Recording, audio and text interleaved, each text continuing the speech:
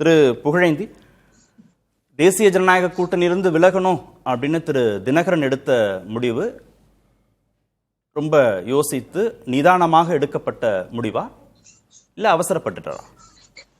Good evening புதிய தலைமுறை. Karthik sir வணக்கம். ஒரு நல்ல முடிவு, ஒரு சரியான முடிவு. அதை காலம் கடந்து எடுத்திருக்கிறார் என்று சொல்லுவேன். இதை இந்த பிரச்சனையை நான் தான் கிளறினேன். ஏன்னு கேட்டீங்கன்னா, ஒரு காலத்திலே நான் உயிருடன் இருக்கின்ற வரை, இறுதி வரை பாரதிய ஜனதா கட்சியுடன் கூட்டணி இல்லை என்று சொன்னவர். கால சூழ்நிலை மாறி தேசிய ஜனநாயக கூட்டணியினுடைய பிரதிநிதியாகவே மாறி நான் இங்க இருக்க, பிரதமர் மோடி தலைமையில், அமித்ஷா தலைமையில் இருக்கிறோம் அப்படின்னு ஒரு கட்டத்துல ஓபிஎஸ் வெளியே போனா கூட நான் அவரை உள்ள கூட்டு வந்துருவேன். இப்படி எல்லாம் தன்னை டெவலப் பண்ணி பேசி தேசிய ஜனநாயக கூட்டணியோடு ஒன்றிணைந்து போகும் பொழுது ஒரு பெரிய குழப்பம் ஏற்பட்டது. கொள்கை ரீதியாக இது ஒத்து வராது. அப்படி இருக்கும் பொழுது ஏன் இவர் இப்படி ஒரு முடிவு எடுத்து போறாரு, சரியா வராது அப்படின்னு நான் நினைத்தது உண்டு. அதற்காக அவரை நான் விமர்சனம் எல்லாம் செய்தேன். இன்றைய தினத்தில் அவருக்கு என்ன புரிஞ்சிருக்குன்னு கேட்டீங்கன்னா, மதிக்கவில்லை. நான் ஒரு கேள்வியை கேட்டிருந்தேன் அவரிடத்துல, கார்த்திக் சார். எப்பயாவது திரு அமித்ஷா அவர்கள், உள்துறை அமைச்சர் அவர்கள் டிடிவி தினகரனை அழைத்து அமர வைத்து அரசியல் சம்பந்தமாக ஒரு கட்சியை உருவாக்கி வாக்குகளை எல்லாம் வாங்கியிருக்கிறீர்கள் அப்படின்னு பேசியிருக்காரா? கிடையாது. பினான்ஸ் மினிஸ்டர் வரார், நிர்மலா சீதாராமன் அழைத்து பேசுகிறாரா? இல்லை. இங்கே இருக்கின்ற பிஜேபி தலைவர்கள் கூட கண்டுகொள்வதில்லை. பிரதமர் மோடியையும் பார்ப்பதில்லை. சோ மொத்தமாக ஓரம் கட்டப்பட்டவர்கள் 2 பேர் என்று சொன்னால் அண்ணன் ஓபிஎஸ் அவர்களும் டிடிவி தினகரன் அவர்களும். என்ன காரணம்? இதனுடைய இன்ஸ்ட்ரக்ஷன், தாக்கம் எல்லாமே எடப்பாடி பழனிசாமி. இவர்கள் இருவரையும் சேர்க்கக்கூடாது, ஏற்றுக்கொள்ளக்கூடாது, இதுதான் என் கண்டிஷன் அவர் சொல்லுவதை மாத்திரமே. அவர்கள் செயல்படுத்த முயல்கிறார்கள், செயல்படுத்த துடிக்கிறார்கள். இதை இப்ப இவர் வெளியில வராம போயிருந்தா, நீங்க எழுதி வச்சுக்கோங்க, நான் ரொம்ப இம்பார்ட்டன்ட் பாயிண்ட்ல வரேன். இந்த தேசிய ஜனநாயக கூட்டணிக்கும் டிடிவி தினகரனுக்கும் சம்பந்தம் இல்லை என்ற அறிக்கையை தேசிய ஜனநாயக கூட்டணியே வெளியிட்டிருக்கும். இந்த நிர்பந்தத்தை பழனிசாமி ஏற்படுத்தி இருப்பார். அப்படி ஒரு நிலைமை ஏற்பட்டு வெளியிலே வருவதற்கு முன்னால் ஓரளவுக்கு அதை புரிந்து கொண்டு, அறிந்து கொண்டு வெளியிலே வந்தது மிக சரியான முடிவாக நான் பார்க்கிறேன். அதே நேரத்தில் திரு இபிஎஸ் கேக்குறாங்க, டிடிவி தினகரனை கூட்டணியில சேர்த்துக் கொள்வீர்களா, திரு ஓ பன்னீர்செல்வம் கூட்டணியில் இணைவாரா அப்படிலாம் கேட்கிற போது ஓபிஎஸ் தொடர்பான கேள்விக்கு காலம் கடந்துடுச்சு அப்படின்னு சொல்றாரு. திரு டிடிவி தினகரன் தொடர்பான கேள்விக்கு காலம் கனியும், பொறுத்திருந்து பார்ப்போம் அப்படின்னு சொல்றாரு. டிடிவி தினகரன் கரெக்ட், நீங்க சொன்னது கரெக்ட். நானும் கேட்டேன். அந்த ஒரு பதில் அப்படி வந்தது, காலம் கனியும், இது காலம் கடந்து விட்டதுன்னு சொல்லி. 2 பேரும் எல்லோரும் சேர்ந்து அனைத்து இந்திய அண்ணா திராவிட முன்னேற்ற கழகத்தினுடைய தலைவர்கள் என்ற போர்வையில் இருக்கிற வேற ஒரு கட்சி நடத்துற தலைவர், அம்மா தலைவராக ஏற்றுக்கொண்டு நடந்து கொண்டு போய் கொண்டிருக்கிறது. இல்ல காலம் கனிவது என்ன, காலத்தால் நடந்தது என்ன? ஏன் நேரடியாவே வாங்க சேர்த்துக்கிறேன் போலாம் அப்படின்னு சொல்லி ஒரு ஒற்றுமையா போலாமே சார். இன்றைய நிலைமை என்ன உங்களுக்கு? ஒரு பக்கம் பிரேமலதா விஜயகாந்த் ஒதுங்கி போயிருக்கிறார், ஓபிஎஸ் வெளியிலே வந்து விட்டார், டிடிவி தினகரன் வெளியிலே வந்து விட்டார்.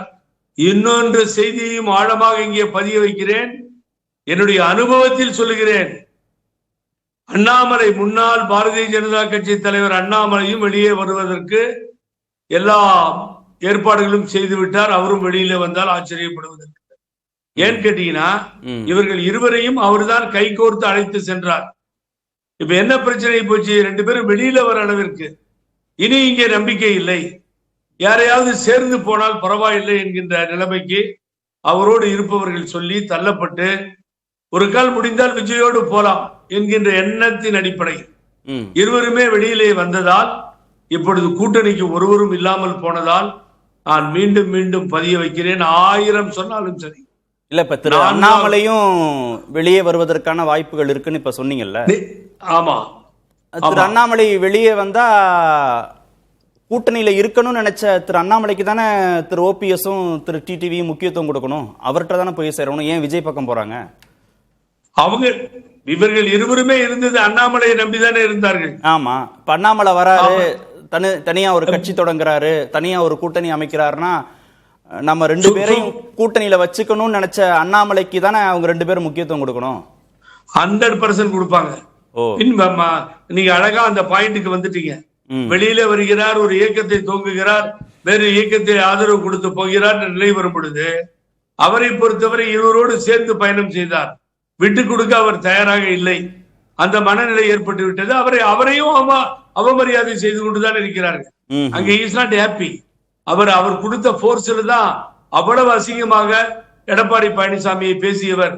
தற்கூரி என்றவர் ஏதோ சொன்னார், வேண்டாது இப்ப நம்ம சொல்ல போய் ஹார்டா பேசுறோம்னு ஆயிடும். ஆகவே அப்படியெல்லாம் பேசியவரை மாற்றி பேசுகிறார் தினம் அண்ணாமலை. அந்த அளவுக்கு அவரு கீழறங்கி போய் பார்த்தாரு. அவருக்கு என்ன இருக்கும் மனசுக்குள்ளனா, நம்மால் பாதிக்கப்பட்டு விட்டார்கள் ஓபிஎஸ் டிடிவி தினகரனும் என்கின்ற ஒரு மனநிலை, அந்த நிலைப்பாடு நிச்சயமாக அண்ணாமலை அவர்களுக்கு உண்டு. ஆகவே இந்த சூழ்நிலை ஏற்படுவதால் என்ன நடக்கும்னு கேட்டீங்கன்னா, கார்த்திக் சார், நான் ஏதோ விளையாட்டுக்கு சொல்லல, நான் தெரிந்துதான் அறிந்துதான் புரிந்துதான் எல்லாவற்றையும் கேட்டு கள நிலவரத்தையும் நான் அலசி ஆராய்ந்து சொல்லுகிறேன். திரு சீமான் அவர்களுக்கும் எடப்பாடி பழனிசாமி அணிக்கும் தான் போட்டி நடக்கும். அந்த போட்டி நடந்தால் அதுல சீமான் மேலே வருவார். 4வது இடத்திற்கு எடப்பாடி பழனிசாமி போவாரே தவிர 3வது இடத்திற்கு ரவீந்திரன் சார் சொல்ற ஸ்டேட்மெண்ட் நீங்க சொல்லிட்டீங்களே. இதை நான் முதல்ல சொல்லிட்டேன், இப்ப இல்ல, நான் 2-3 மாசத்துக்கு முன்னாடியே சொல்லிட்டேன். I am not telling now because the situation is very bad. அதனால 4வது இடத்தை தக்க வைத்துக் கொள்வதற்கு படாத பாடுபடுவார். சரி சார், எல்லாரும் திரு எடப்பாடி மேலேயே குற்றச்சாட்டு வைக்கிறீங்க. அவர் ஒத்துக்க மாட்டேங்கிறாரு, அவர் ஒத்துக்க மாட்டேங்கிறாரு, ஜெயிக்கணும்னு அவருக்கு அக்கறை இல்லைன்னு. இவர்களை எல்லாம் கூட்டணியில அகாமடேட் பண்ணியிருந்த பாஜக இப்ப வேண்டாம் தானே நினைக்குது. ஓபிஎஸ் வேண்டான்னு நினைக்குது, டிடிவி தினகரன் வேண்டான்னு நினைக்குது, எடப்பாடி தான் முக்கியம் அப்படின்னு நினைக்குது. யாருமே பாஜகவை குறை சொல்ற மாதிரி தெரியலையே. எல்லா பழியையும் திரு எடப்பாடி பழனிசாமி மேலேயே தூக்கி போடுறீங்களே. நீங்க ஏதோ பாரதிய ஜனதா கட்சி இன்னும் தமிழ்நாட்டில் இருக்க மாதிரியும், அதுக்கு ஏதோ ஒரு வாக்கு சதவீதம் இருக்கிற மாதிரியும் அப்படி பேசினா என்ன சொல்றது? ஒண்ணுமே இல்ல சார், முடிஞ்சிருச்சாங்க. அவங்க தானே வச்சிருந்தாங்க, அவங்க தானே சார் 24ல வச்சிருந்தாங்க. Yes you are correct. அப்ப நாடாளுமன்றத்துக்குள்ள கூட்டணி சேர்ந்திருந்தா ஒரு 3-4 இடம் வந்திருக்கும். அண்ணாமலை வெற்றி பெற்று இருப்பார். சரி, சோமியா ராமதாஸ், அன்புமணி ராமதாஸ் வெற்றி பெற்று இருப்பார். ஓகே, அந்த தம்பி விஜயகாந்தனுடைய சன்னு கேப்டன் பிரபாகரன் சன்னிஜ்மே வெற்றி பெற்று இருப்பார். ஒரு 5 இடங்கள் இந்த கூட்டணி அமைந்திருந்தால் வெற்றி பெற்றிருப்பார்கள். நாடாளுமன்றத்தில் வைக்க வேண்டிய கூட்டணியை விட்டுட்டு சட்டமன்றத்துக்கு வந்து மோடியையும் நீங்க அமித்ஷாவை எடுத்துட்டு போனீங்கன்னா தமிழக மக்கள் ஏற்றுக்கொள்ள மாட்டாங்க. சுதந்திரம் பெற்ற இந்தியாவில் நம்முடைய வரலாற்றில் மத்திய அரசுக்கு ஒரு ரிசல்ட்டையும் மாநில அரசுக்கு ஒரு ரிசல்ட்டையும் தான் மக்கள் அடுத்த சுற்றிலையும் பேசும்.